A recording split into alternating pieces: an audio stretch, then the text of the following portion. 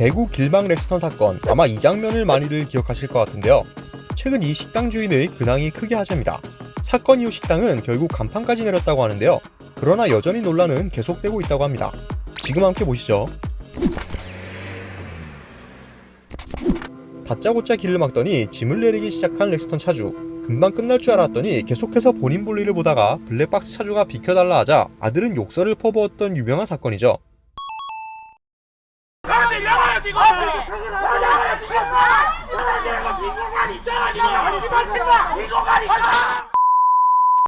커뮤니티에 올라온 뒤로 댓글만 3,500개가 달렸고 언론 보도는 물론 방송까지 탔습니다.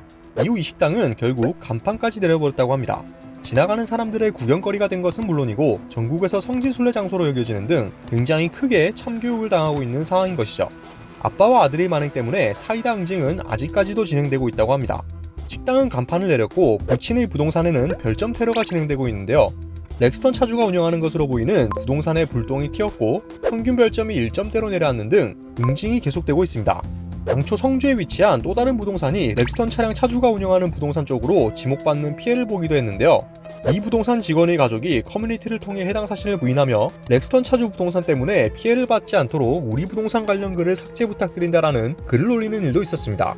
그러면서 렉스턴 차주 부동산 소장의 성씨가 다른 이유는 식당 주인이 자격증 없이 자격증을 대여해 부동산을 하고 있기 때문이다라며 또 다른 폭로를 이어가기도 했습니다.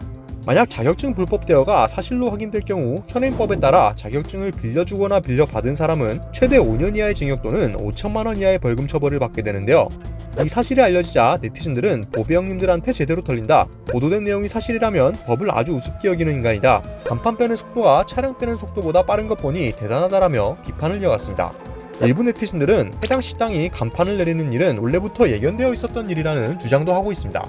개업 후 손님도 없었고 사건 터진 후 바로 간판을 내린 걸 보면 그 사건 터진 날 폐업을 결정해서 집을 빼는 중이었을 수도 있다고 말하는 사람도 있는가 하면 또 다른 게시글 작성자도 딱 폐업 정리하면서 일어난 사건인 것 같아라고 말하기도 했습니다. 사건 당일 영상을 다시 보면 렉스턴 트렁크에 바구니와 상자가 가득한데요. 이 장면과 함께 연결 지으며 원래 식당 간판 철거는 예정되어 있었던 일이라고 주장하는 사람들도 있는 상황입니다. 한 네티즌은 직접 성주군청 부동산과 직원과 통화를 하기도 했는데요.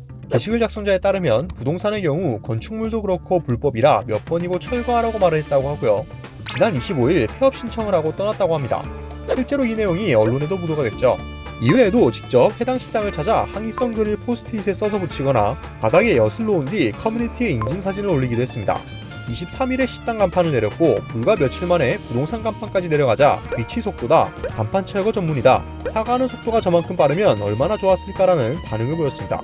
사건 이후 피해자도 후기 글을 올리며 근황을 전했습니다. 작성자는 정말 황송하고 감사합니다라며 그날 일이 트라우마가 되기도 했고 TV에 나오는 목소리를 알아듣고 여기저기 지인들께서 걱정 전화도 많이 주셨다. 혹여나 자녀들이 뉴스를 통해서라도 영상을 보게 될까봐 기자분들과 경찰분들께 연락드리지 못했다라고 말했는데요.